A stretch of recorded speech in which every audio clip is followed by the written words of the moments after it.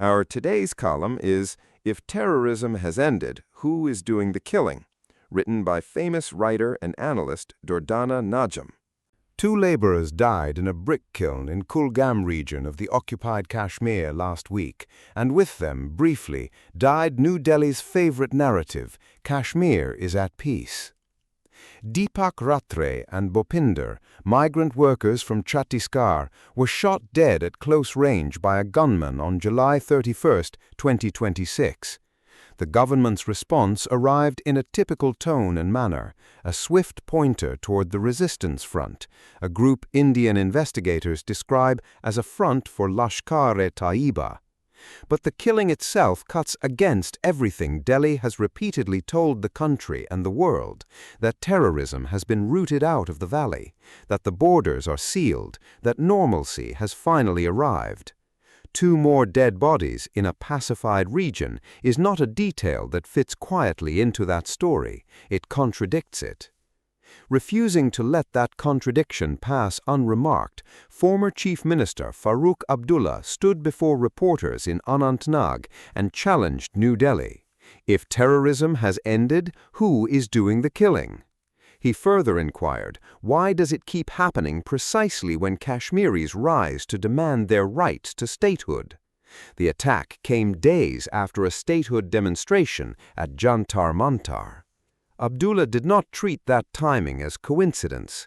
Increasingly, neither does the valley.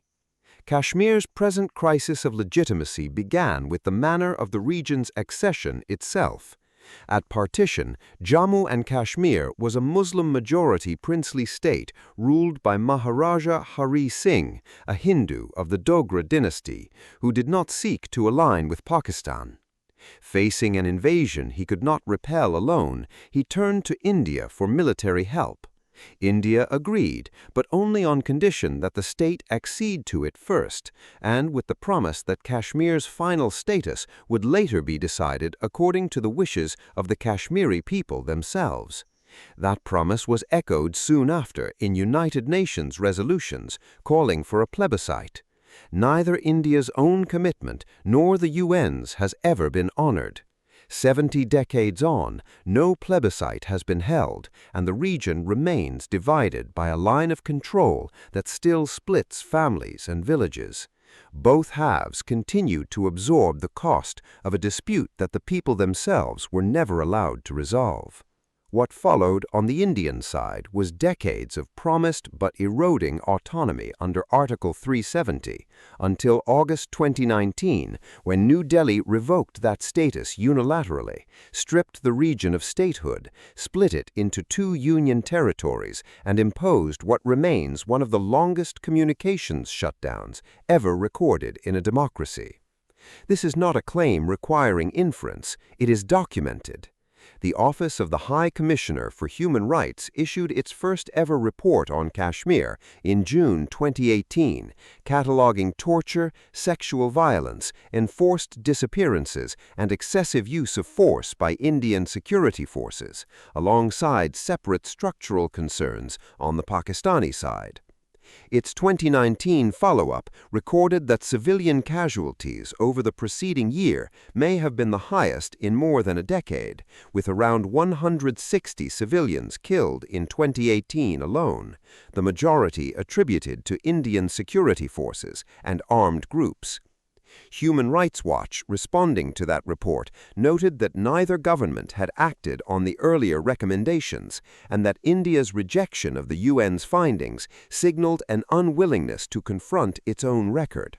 The picture since 2019 has not improved. By most independent accounts, it has hardened into policy. Amnesty International's 2022 briefing, marking 3 years since the abrogation of Article 370, documented what it called a sustained legal siege on civil society. Journalists, lawyers, and activists subjected to repeated interrogation, arbitrary travel bans, revolving door detentions, and restrictive media policies, compounded by an initial 552-day internet shutdown and the forced closure of the Kashmir Press Club in 2022. This is the texture of what Delhi calls normalcy. not fewer headlines, not fewer grievances. It is this gap between the official narrative of pacification and the documented reality of continued repression that makes the Kulgam episode politically combustible.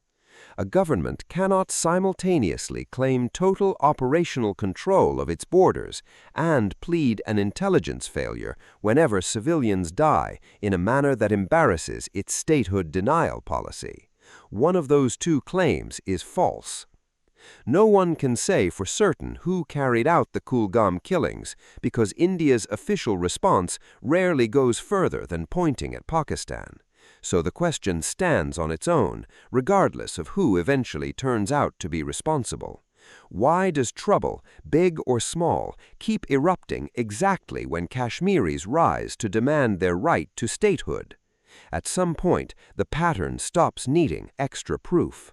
A government that benefits politically from a restless Kashmir has little real incentive to ever let it settle. This is the deeper meaning of Yawm-e-Istisal, Day of Exploitation, observed every year on 5th August, a reminder that the events of 2019 did not end on that day, but an ongoing condition in which political rights are suspended, narratives are engineered, and normalcy is performed rather than lived. The way out of this cycle is not another round of accusation and denial between Islamabad and New Delhi, however tempting that exchange has become for both capitals' domestic audiences. Mirwaz Umar Farooq's call for dialogue over confrontation points toward the only route that has not yet been seriously tried, one in which Kashmiris are treated as principal parties to their own future rather than a security problem to be managed or a talking point to be deployed. Nearly 87 years after a monarch's signature decided the region's fate without its consent, that would be a modest place to finally start. Thank you for watching. If you like the video, do like, share, and subscribe.